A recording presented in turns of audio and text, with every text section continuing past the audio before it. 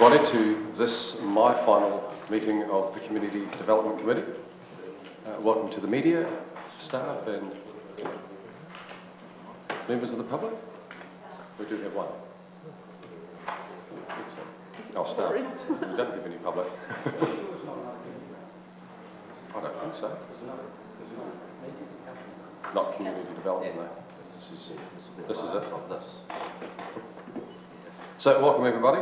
We have apologies from Councillors Thompson and Wetherell, and also apologies for lateness from Councillors Noon, Stevenson, Tavish, Wilson and Vandervis, who are all at these transport strategy deliberations, which they shouldn't be too far away. But I'll move those apologies be accepted. Seconded, Councillor Hudson. Any discussion? All those in favour, please say aye. Aye. Against? And that's carried. Confirmation of the agenda. Councillor Butcher. Mr Chair, I wonder if with the lead of the meeting I may be able to say a few words before we move into the formal part of the meeting.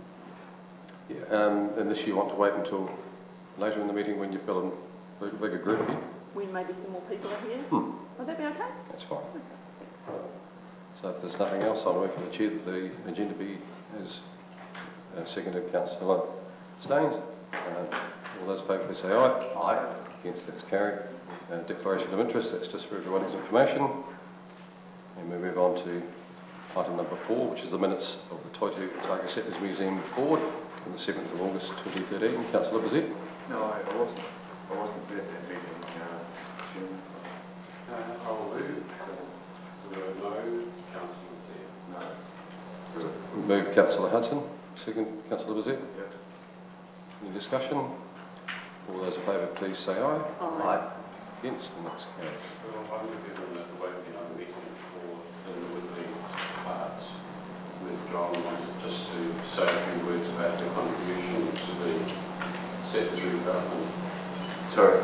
We wait for another opportunity if you want to make any comment about Linda Woodley's contribution to Settlers Development before she leaves her new position. Well, you can leave it to leave. Well, yes, I will say a few words on behalf of the board and I guess councillors as well. There will be an opportunity, of course, to say farewell to Linda. I've been away for a month, so I'm not sure whether she's still there or... She said leave in another 2.5 weeks. Another 2.5 weeks. Well, I will say on behalf of council and board members that Linda, in fact, was only in the job for a very short time when the new redevelopment was really taking place. It was quite controversial to some extent, given there were some aspects of the development that some of the funding had been declined for, in particular the tower. But she handled the whole thing very well and worked with Graham Hall, a former DCC employee, all the way through there, and I think she did a wonderful job. I did mention the fact that she hasn't been there that long, and it's unfortunate for us that she's decided now to move on, because I think she did a wonderful job, and I'd just like to record that here at this meeting today. So, Very good. Thank you. So that moves us on to item number 5, which is the Regent Theatre. We have Rebecca here to speak to us. So an update for the committee. Well, Cara's just landed at Auckland Airport in Edinburgh, but she pulled the report together. Essentially, it's an opportunity. You'll recall that the Regent Theatre came to council during the annual plan time and requested an increase in the amount of their service level agreement due to increasing compliance costs. That was granted, and a report was called for to explore the options to see how they lined up with other property arrangements. This report is really an update report to say that here's the situation, and it's twofold. First of all, since annual plan time, we've had a letter from the Regent Theatre requesting, advising us of the change of their trust deed and requesting our consideration of representation on that, on their board. And secondly, it was an opportunity to provide an update on the investigations into the relationship between the DCC and all of its facets and the Regent Theatre. So The report's come to the conclusion that there are essentially, in terms of its funding arrangements, there's two mechanisms, that an increase is probably called for, that there's two mechanisms to look at doing that. So at the moment we're funding through the Property Department and through Community Development Department, and it just needs tidied up a little bit. So it probably wouldn't be an overall increase, just a consolidation of what Council's actually doing so it's more transparent. The report's suggesting that if we were going to do that, there's two ways of doing that, either through the Property Department as is, or put it in under one grant. Now, alongside that, we were doing the review of all of our grants as a flow on from the social wellbeing strategy.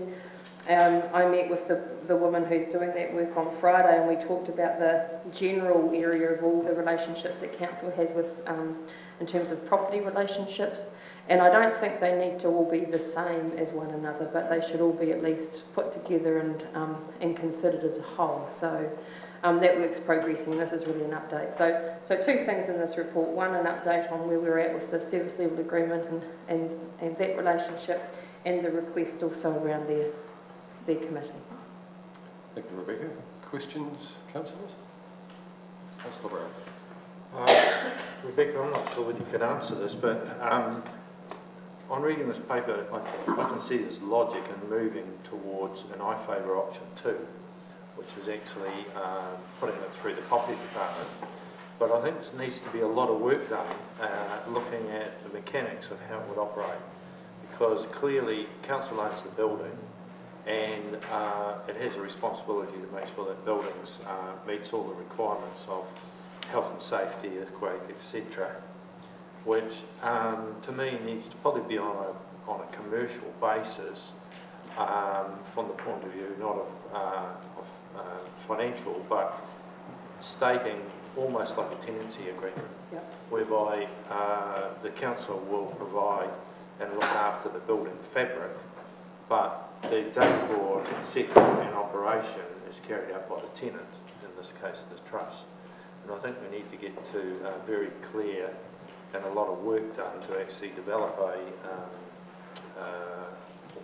almost a proposal for consideration by the trust and the council going forward. Yeah, and a lot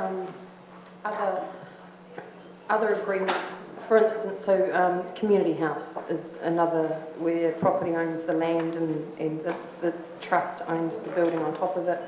You've got the railway station that has the Sports Hall of Fame and the Otago Arts Society. You have the Fortune Theatre where the property owns the building and the Fortune has an agreement. The region is unique and it hasn't got that formalised agreement with the Property Department, and I think you're right, something does need to exist to tidy that up. Yeah. So when you're ready, I'm happy to move option 2, but some different wording to it. Further questions? Sorry,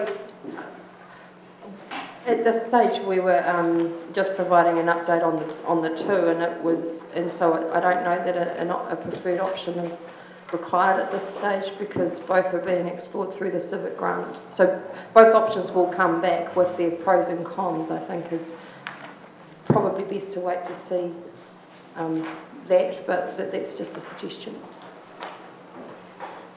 I'll come back to Councillor Brown before we go back, once we've passed questions. Councillor Bezet. Well, just really, I think I agree with both speakers, Rebecca and Councillor Brown. I think, if one was to look at an option today, option 2 is the one that I would clearly look at, but there might be some variations to it, and Rebecca was just alluded to that. So, in my view, I think we should wait until such time as there might be a third option, morphs out of option 2, for all we know. But I think the general direction of having the responsibility to our property department is the right way to go. Thank you. Councillor Stevenson. I'm the council's representative on the region. Do I need to withdraw? Sure. Yep. Further questions? Councillor Hudson. Not a question, it's a comment. I don't know any organisation we're associated with as council representation where the council role is sidelined to an observer. An observer doesn't take part in the discussions or the debate. And I think anybody who is appointed to that position would find that very difficult.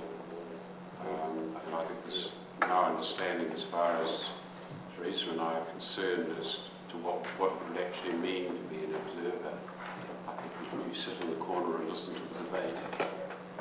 Sorry, sir, we actually have discussed this at the board of the region, and there isn't very much point to councillors being representatives for a start, and effectively your role very much is there to be a conduit for information, to be able to talk to them about what policies are occurring in the council that are relevant to the region, and then to take forward information from the region if they're having problems to the city, and that is your role. And as we've spoken about before among councillors, that there is a need to for the councillors' role to not to be multiple councillors on committees, but and to be in that observer role, and to be able to come and communicate to council regularly about how you're finding the situation. So the suggestion actually came from council itself and from myself, and that would be a lot more productive role to be able to communicate backwards and forwards from the board, and maybe not so many of us on there. So it was only for us to think about.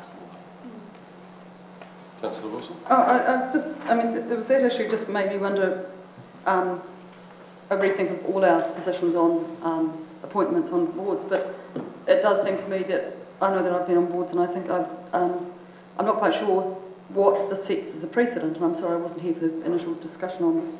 But the precedent would be that, well, is there any point having any of us on boards then? And I just don't understand where it's driven from, because it seems to be put in place here or suggested in a piece that isn't, they don't necessarily sit well together, the service level agreement and our representation on the board, and I think they're quite different issues, and they should perhaps be assessed at the end of a triennium or the start of a new triennium, but quite separately from the service level agreement.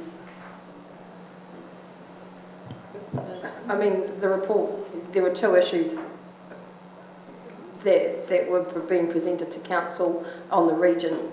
It made sense to do one report instead of two reports. So the trustee came as a letter, so the letter came into the Chief Executive's office, I understand, or either the Chief Executive or the Mayor's office, and they requested a response actually within a month, and we said, sorry, it needs to go to committee, and the next committee that is available is this meeting date here.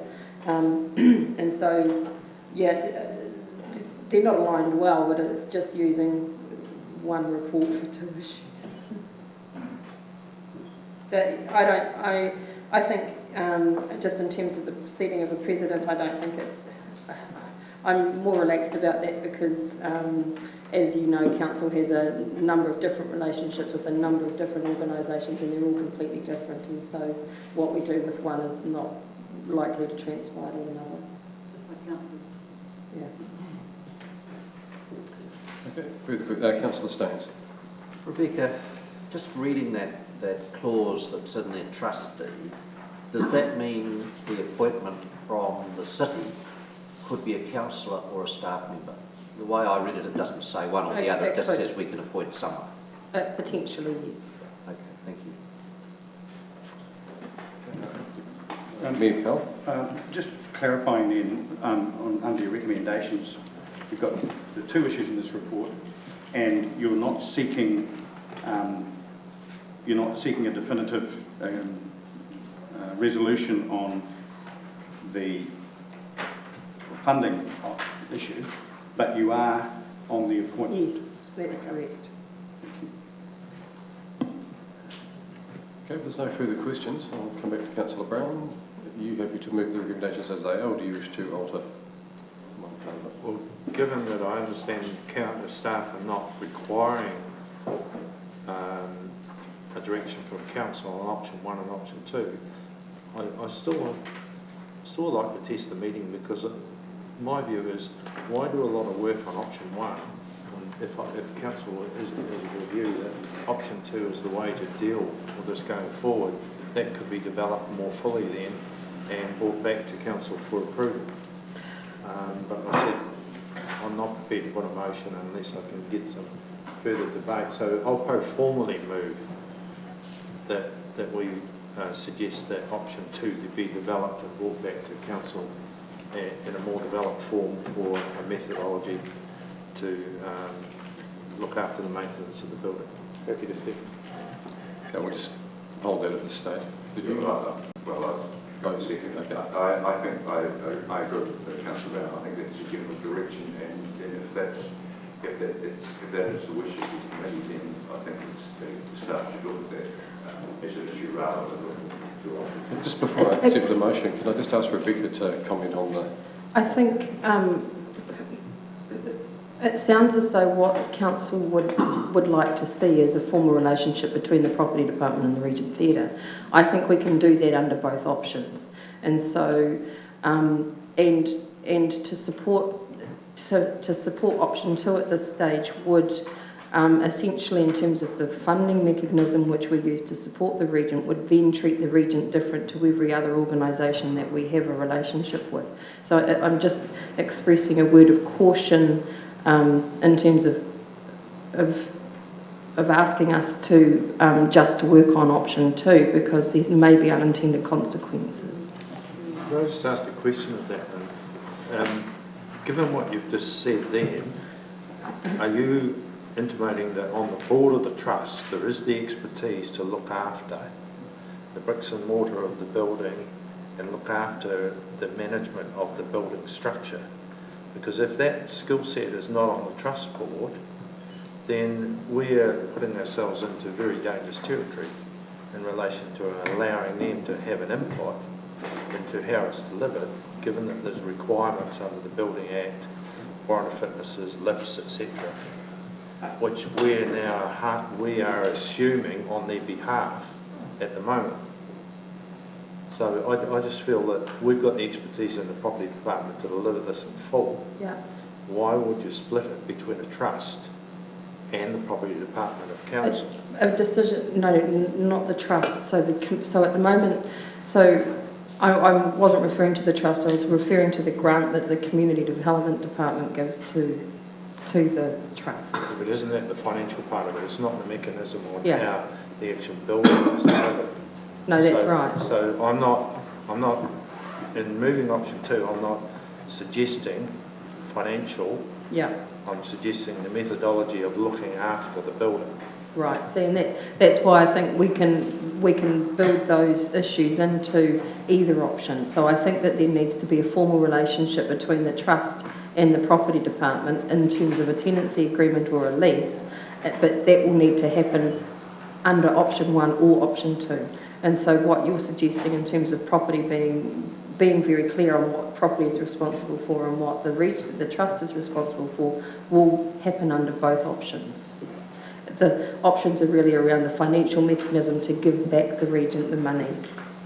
And so for me, the difference between the two options is option 1, it's done through a grant through the Community Development Department. Option 2 is that it's done through financing the property department to give the money over. That's the difference between the two options as I see. If we go back to option 1, if we use option 1 and we give a grant, a service level grant, then we are reliant on the trust handing over the required amount to the property department to deliver the building. Whereas if we go to option 2, the money for the building is sent to the property department to deliver the maintenance of the building, and another grant will be there for the service level agreement of council, of the trust. Can I get Mr. Avery to comment on that? The points, Mr. Chair, the points you make may be valid. I'm just not sure that there's enough in this report that can actually take you to that end point. That's right. The reasons for having, for noting that there are two options is to note that the very fuller report that comes back as part of the annual plan process There are those issues I'm sure that you're talking about. I don't know that this report sufficiently covers those off to give you good information. Hence, the first recommendation is to note it and to bring it back as part of that annual plan process where we can deal with those things. As Rebecca has noted, we do have a number of similar arrangements with a whole lot of other facilities, both this sort of facility, theatre and sports facilities, and make a decision in respect to this one. It could affect other future arrangements as well. So I think it would need to be covered off in that report. So I'm just cautioning you making a decision now before you get that fuller report. So Councillor Brown, do you wish to stick with your pro forma motion, in which case I'll accept that? Given that we're- No, I think the leave of Councillor Vanders, I think I'll withdraw it, but I'm happy to move that the options for the future investment in the Regia Theatre, and that a report will come back to Council noting the concerns that I've raised here today, and then it be part of the annual plan process with the recommended option. So you're moving what's the 3 recommendations, or are you replacing the 3? Number 1 is... No, number 1, no, I couldn't support number 3. So number 1, I'm happy to move with those words, noting the concerns I've raised here today.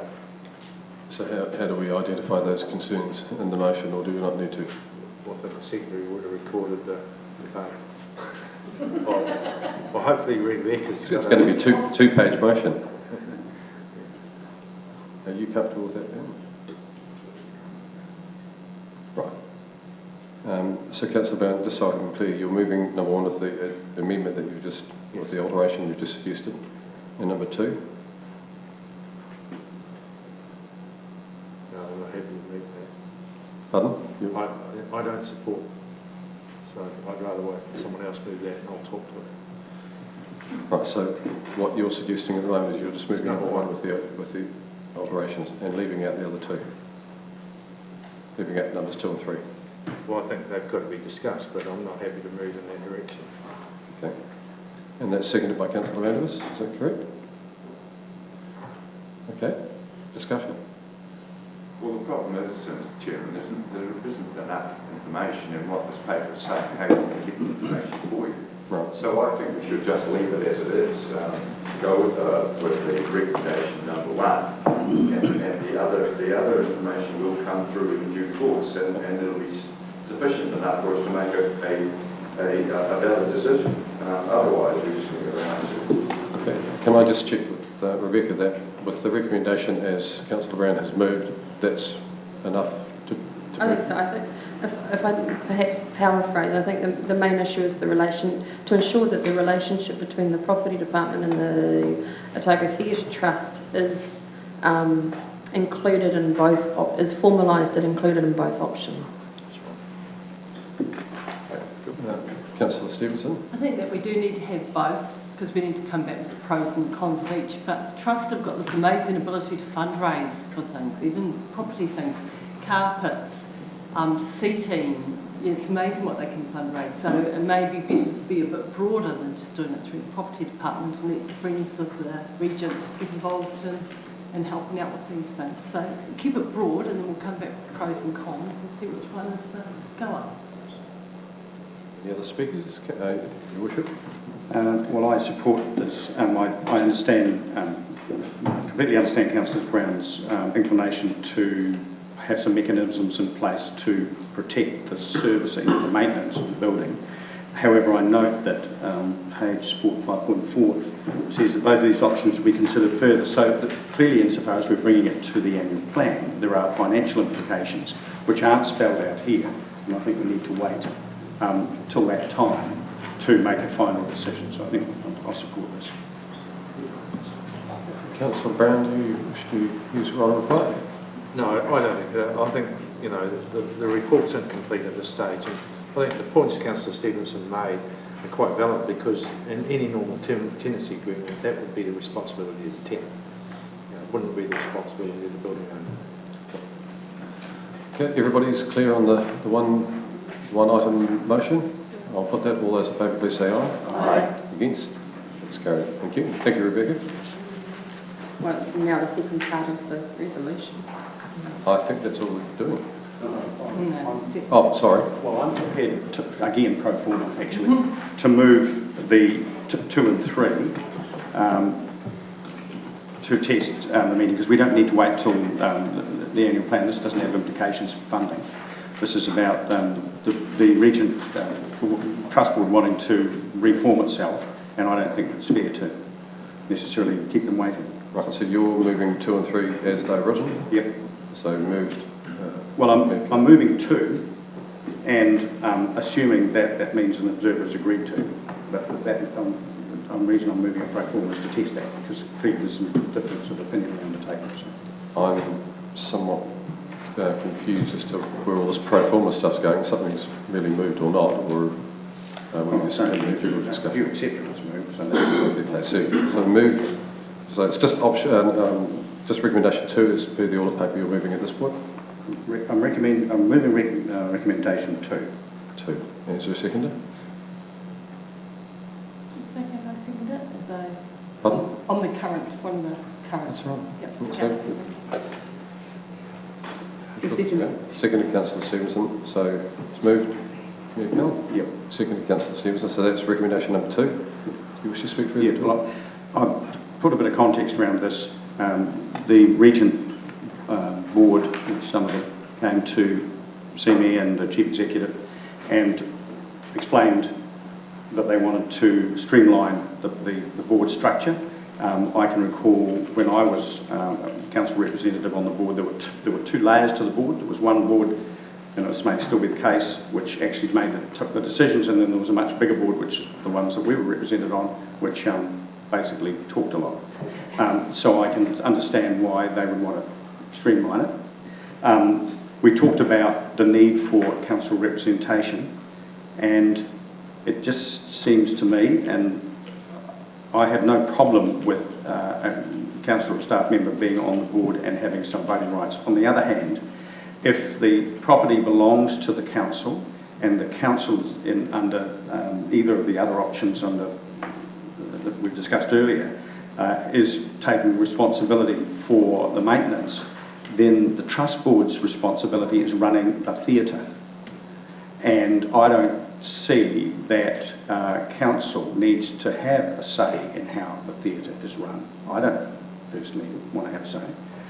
So I'm comfortable with the idea of an observer, and I'd note that in another context of the ORFU, we have an observer at the board, and that seems to work pretty well. So, and I remain to be convinced, or persuaded out of that view, but I don't see a problem with not having voting rights on the board of a theatre. Councillor Benz.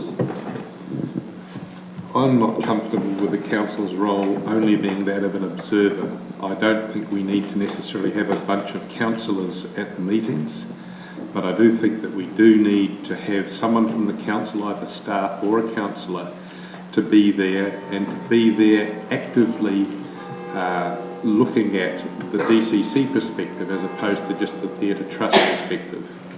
An observer is someone who basically sits there mute and just basically sucks up whatever's going down. I don't think that's an appropriate role. I think the Regent Theatre is too important a facility. It's too central to our cultural heritage. It's too central to a lot of things that we have, our ticketing system and everything else. I think that having one person on the trust from the City Council is a minimum, and I think that person shouldn't just be there as an observer. I think they should be an active member of the trust. I don't mind who it is. I don't mind whether it's staff or elected representatives, but I would just like to see 2 bolstered up to change the Dunedin City Council's role of having one active member on the trust. Councillor Wilson. I share some concerns with this, and I'm all for streamlining. I think it's absolutely fantastic. I think it's a wonderful institution and a very, very important institution. I am not sure what is meant by observer, whether it is non-talking rights or just voting rights, and I'd like to have that. I think it's premature to do this, and I still think it's something that should be done in consultation with him, with a trustee brought to us what it is finally going to look like.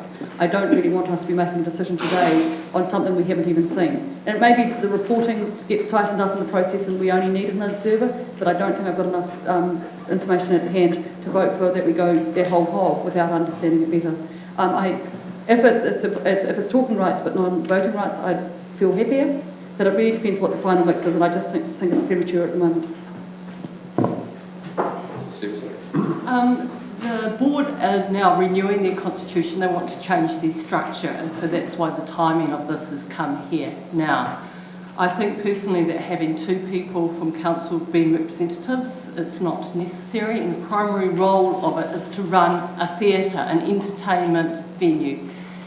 I think there should be someone there from City Council, both to keep an eye on what's happening, how it affects our building, but also how it affects the entertainment and profile of the city, because entertainment is incredibly important to Dunedin. The role should be, and Kate is right, I think we do need to clarify more what we expect out of that role. We have other people that are trustees on different, as a council representative, and they do not communicate back to the City Council or communicate well both ways. And I think there needs to be a responsibility. You put onto this role and you have that responsibility to speak, to communicate things that are useful to the trust, and communicate back to your council if you have concerns.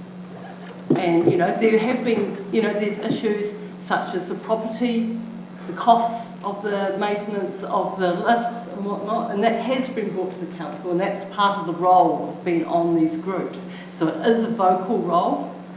The voting role is not so important, but that vocal role is very, very important and why you're indeed there. So yes, it could do with some clarification, but allow the group to restructure, have a practical, I think that we could delegate it to the CEO to talk to the board and get some clarification on how they envisage the position, and whoever that comes into the future will fill it according to that vision that they have.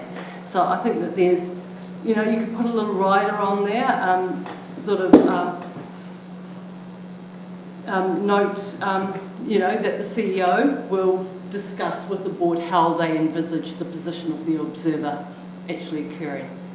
So I think this is really positive, and we should be supporting the Regent and wanting to restructure and look at being, a richer governance body. Councillor Staines. I tend to think that in the role of observer, there is little advantage to either the city or to the trust board. My feeling is more that under any trust board, you want to see a good mix of skills around the table, and you want those skills to be able to be used to make good decisions. So whether or not the council representative has voting rights, I think it is important that they have speaking rights.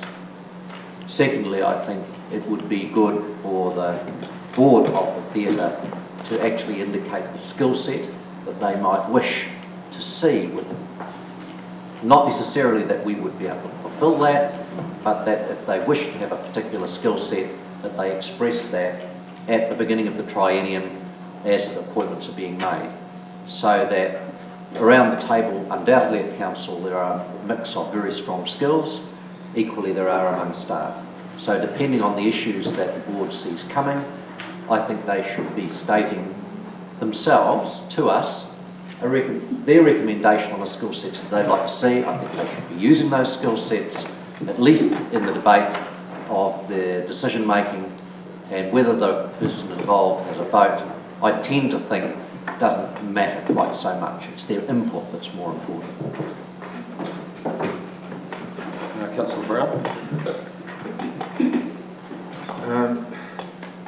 Probably as my years on council are coming to an end, I should have been more aware than to leave my notes for Councillor Staines to read, because he's pinched a lot of my points at debate. But anyhow, I agree with him entirely. I think it's premature to make a decision at this stage on the representation because, A, we haven't got a service level agreement in place. B, we don't know whether the property management is going to be part of the board or whether it's going to be part of our property division, so we don't know what skill sets are required. And, you know, in the paper we noticed there's not even a lease in place, the current lease is not there. So there's a lot of work got to be done before we can make a decision about the representation of the board. In my view, it should be delayed until we've got a further position which relates clearly to the framework going forward and the methodology on how the operation is going to be delivered. So I couldn't support the motion as it stands. Councillor McTavish. Well, thank you. I would just support Councillors Staines and Brown. I think not having had any direct engagement with this board, I was willing to hear from those who have been directly involved before finalising my position, but I do think that it would be useful for us to have a stronger feeling of the framework that we are going to be moving into before we make a decision, and as I think the Mayor's highlighted, it may well be that the appropriate status for a council representative is an observer. If it is a relationship like that we have with the ORFU, but I'm inclined to think, given the ownership of the building and the more direct, I guess, relationship that we have in this particular situation, we may need to have a slightly more direct line of input into decision making of the trust. But I don't think that we should exclude anything at this point, and I would support some ongoing work on that framework before we make a decision on governance. I'm just going to ask Councillor Vandervis to perhaps tell us of a motion which you want to foreshadow. Yes. That might be useful at this time. Just picking up on what the other councillors, Brown, Staines and McTavish have said, that the DCC role on the Otago Theatre Trust be delayed until we have more information on proposed new board structure and reporting procedures, picking up on what Councillor Wilson said. I'll happily begin it. Okay, well, if it's an amendment. This is foreshadowed because it's the opposite to what we've got. So I think we need to go through the voting on this. Did you wish to speak to what's on the table at the moment? I had a question. Yes. I presume it has to be a councillor that we appoint on, and it's just to raise in the Otago Museum Trust Board, we've actually appointed a non-councillor on that, and so I think in the bigger picture, if it is only one person, it doesn't actually have to be a councillor necessarily.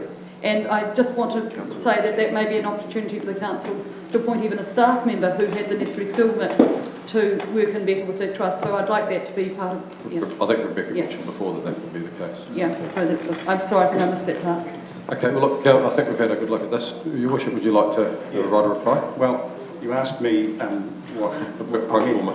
You asked me what I meant by pro forma, and what I meant by it was that I was putting it up for discussion, and I said I was open to persuasion, and I haven't been persuaded. So I'll probably vote against it. Sorry? I'm actually inclined to withdraw it. I think it is more appropriate to wait. I would point out, before I withdraw it, that the more appropriate comparison is probably the Edgar Centre, which we also own, and which is run by a trust, and on which we have no observers or no representation, and it works very, very well. That's not a reason to believe it would necessarily work that way at the region, but that it's a possibility. So I just leave that, and I take on board the point about speaking rights. I think that's very important. So I will draw that, and you can. Councillor Stevenson, you're happy with? Yeah, more than Okay, so that's withdrawn, and I now go to Councillor Vandervis, and he is moving. Do you wish to read it again, Councillor Vandervis? Just happy to move. Is everyone clear on what Councillor Vandervis? Could you read it out? The final wording, and it's been slightly amended, is that the suggested DCC role on the Otago Theatre Trust be delayed until we have more information on the proposed new board structure and reporting procedures. And seconded Councillor Wilson. Discussion? Just a point of clarification. You mentioned the Fortune Theatre, I think. Did you mean the Edgar Centre? I didn't mention the Fortune Theatre. Perhaps it's a fortune cookie. The Edgar Centre. just got a question for the Mm-hmm. and that is, Lee, was it your intention to include reference to once the the options in terms of relationship with the property department had been finalised, or do you consider that a separate issue? I think we need to leave it open at this stage until we get there. There's a number of things that people obviously feel should go into this, but until we know what their board structure and reporting procedures are, I think we need to know that first before we start deciding any of these other things. That's a decision that council, that a decision by council needs to be in there, doesn't it?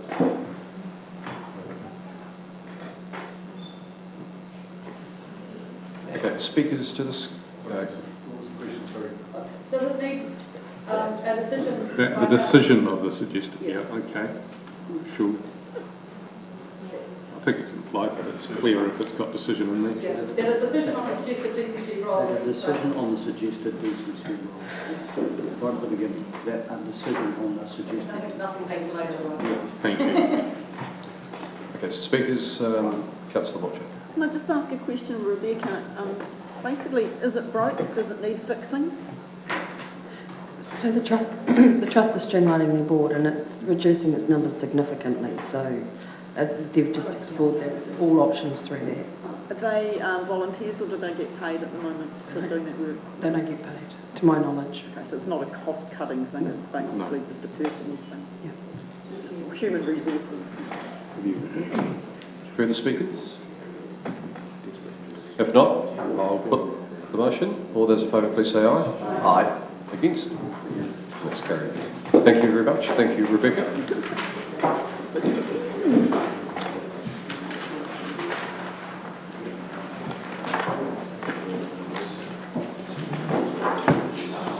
So we'll now move on to item 6, natural burials, and we have Delina and Pauline coming to the table.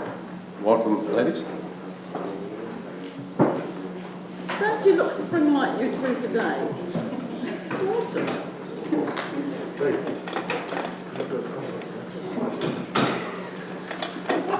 Welcome, Delina. Pauline. We'll go for a cardboard coffin. I'll ask you to. I'll ask you. Do you wish to make some comment on the report? This report basically outlines the results of the public notification that was undertaken with regard to natural burials. It outlines the submissions and comments of the project team and recommends one small change to the natural burial protocols. It also recommends approval to start the project. Great, thank you. Questions, anybody? If not, question? Yeah. My question is on the tree list, which you say will be developed and will involve native Dunedin trees, or trees native to Dunedin. Does that, are you meaning eco-source seed? Because that is different to simply indigenous vegetation. Yes.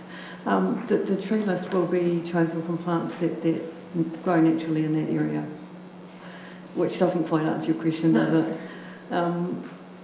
I'm not sure about the eco-source thing. Wherever possible, I think that would be appropriate, but we haven't really made a decision on that, but it will probably happen.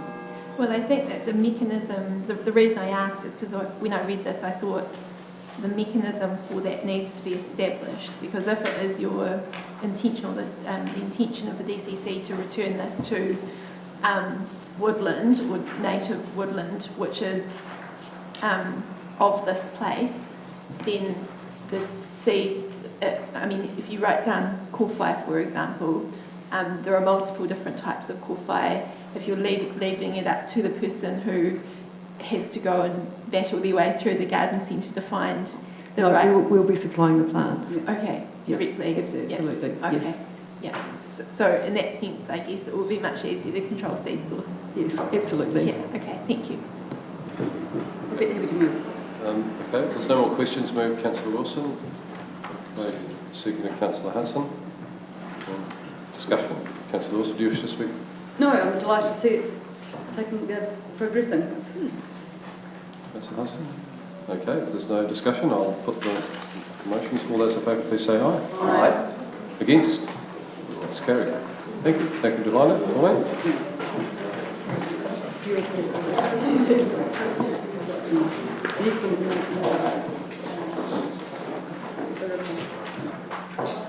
Okay, so move on to item 7, which is notification of agenda items for consideration by the next chair, whoever that may be. But Councillor Butcher signalled she wanted to speak at this time, so we'll go to Councillor Butcher first. Yeah, I did. Kia ora whānau. Ko Takatimu Tuwaka, ko Ngāti Whātua te iwi, ko French Huguenot, Irish, Ngāti Pākehā te hāpū, ko Kākanui te manga, ko Waitaki te awa, ko Ian te tānei, ko Max, Elsie, Oscar, Johnny, Jack, Cora, Juniper, Jasper, Rafferty, Nico, te Mokapuna, ko Flisaho. This is my last meeting here as a committee meeting to the DCC, so I just wanted to really just put down my roots again before I leave you all. It's been a most amazing 9 years, and I leave in good heart and good health. I know that you're all pleased about that for me, as I am myself. I want to say thank you to everybody who's been caring for me and looking after me for the last few years, particularly Jinty. She's been fantastic. And there's some great people who work here, some really good people who work in this organisation. I know that they get told off in the community, and people just do not realise how hard they work for the ratepayers of this city. So I just want to say thank you to all of them. And look forward to seeing you up in North Otago sometime, people. Cheers. Thank you, Councillor Butcher. Somebody over here, Councillor Wilson. Much more mundane matters. Apologies. It's just occurred to me, and it came up because of the natural burials, that we often, and I think it's a wonderful thing that we do, is give away trees to the new citizens of New Zealand, and they don't always own a home which they can, which is suitable for where they could plant that. And I think it would be really neat that we had a way or an area that we worked with one of our reserves that they can go and plant their tree as part of them putting down roots in Dunedin. And I think it's just it could be donated to the cemetery, but I'd rather that it went to somewhere like the reserve in Caversham with Forest and Bird or something like that. And I just wonder if we could have a policy whereby they could have planting days where they could take it all to the Harbour Cone or wherever, the tree that they get. Because I think it would be a really neat way of them putting the roots down in Dunedin. If they don't own a place, they can plant it otherwise. Great idea, Kate. Councillor Collins. Thank you, Mr. Chair. Mentioned at the last committee round a suggestion that staff or somebody take a decent look at the Larnack Road playground with a view to at least removing the hedge on Larnack Road and smartening up what is ostensibly a playground, but really is just a swing and a seesaw. That's all it is. Point is that I've heard nothing has happened, and again, with this being the last committee round, I'd hate to think that it is shelved and nothing is done, because I think it's a little area that could be greatly improved for the amenity value of the district. Councillor Hudson. I'd like to be last, please. Does anybody else wants to raise an item for you to consider? Okay, so I thought you were going to comment on that. Oh, okay. We'll just comment to Councillor Collins. I'll make sure that Mr Avery takes that one in his stride, and I'm sure the hedge will be removed or cut back or something. We can certainly talk about that. Councillor Stevenson. It's the last committee meeting for community development for this triennium. There's some issues that I feel like have been, progress has been a little bit slow, and I hope that the new incoming council can address these matters. In particular, South Dunedin Library, and coming up with concepts what we're going to do for South Dunedin Library. I know that we keep talking about it, but I'd just like to think that the next council really focuses on developing a concept for the South Dunedin Library, Toilets in the Octagon is something that we've meant to have been working on for now 3 annual plans. This has been raised as an issue, and coming up with something that's actually workable has yet to occur. The Amenity Society have come twice talking about a walkway down the peninsula. Can I suggest... These are issues that were... Sorry, can I just suggest that these are all items that you're talking about for the future under this committee? This is items for consideration for the chair, isn't it not? Yes, but are you wanting these things to be noted now and talked about prior to the next community development meeting, which of course will have a new membership and new chairs? Yeah, these are notifications items for consideration by the chair. The fact that there's been not sufficient progress and that how the next council will be encouraged to follow through. South Dunedin Library, toilets in the Octagon, Amenity Society's walkway down the peninsula, and finally the last Point of order. Point of order. This is not a criticism, but it's a question. I'm not sure that there's a process to take, given that at the end of this term this committee lapses, any items for consideration by the chair will lapse with it. So my suggestion is that the better way would be to hold it over till you've got somewhere to put these, because they won't go anywhere, as I understand it, under our process at the moment.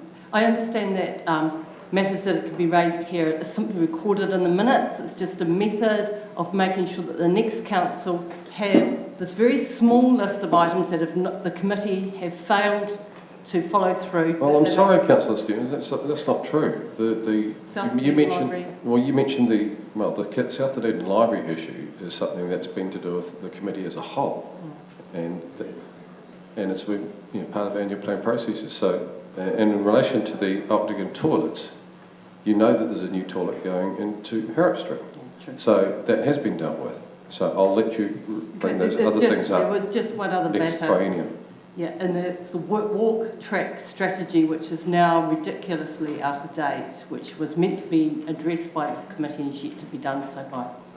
Well, I'll let you, when you get re-elected, bring it up at the next opportunity of this Andrew's round. heard you. So, thank you. Are there any other items for consideration which this committee can't consider anymore? Well, put an end to that. Hang on, I'll think of one. Just before I hand over to Councillor Hudson, who wished to speak last, I'd just like to say, from my perspective as chair of this committee, that it's been a great experience chairing this committee for the last 3 years. I'm very grateful to have had the opportunity. It's certainly a different perspective when you're sitting in this chair as opposed to the other ones around the table, which I'm sure most of you are well aware of. I've found it very, very enjoyable. I've enjoyed the debates, the discussion, and some of the more challenging things. It's a shame we're not all here to make that comment. But it has been a time that I'll certainly not forget, and I will miss parts of council, I'm sure, once the new triennium kicks in. So just thank you all very much, and a very, very big thank you to staff for their professionalism, expertise and cooperation, in particular with myself over the last 9 years. I just wanted to thank Bill on behalf of the Community Development Committee for all the work that he's put in during his time on council, but particularly as chair of the Community Development Committee for the last 3 years, and the way he has worked and involved staff in the process. It's been a very good 3-year period. I'm very sorry to see you leaving council and wish you all the best for your future career. Maybe one day we might see you back again around the table. Thank you, Paul. Thank you, Paul. Okay, thanks everybody. So I'll declare the public part of this meeting closed, and we'll go on to non-public. I'll move that as per the audit paper, seconded by Councillor Hudson. All those in favour, please say aye. Aye. Against, that's carried. Can I just ask the TV people just to duck through to that room without taking the cameras, because this is going to take a very, very short amount of time, and then the room will be clear for everybody to come back into.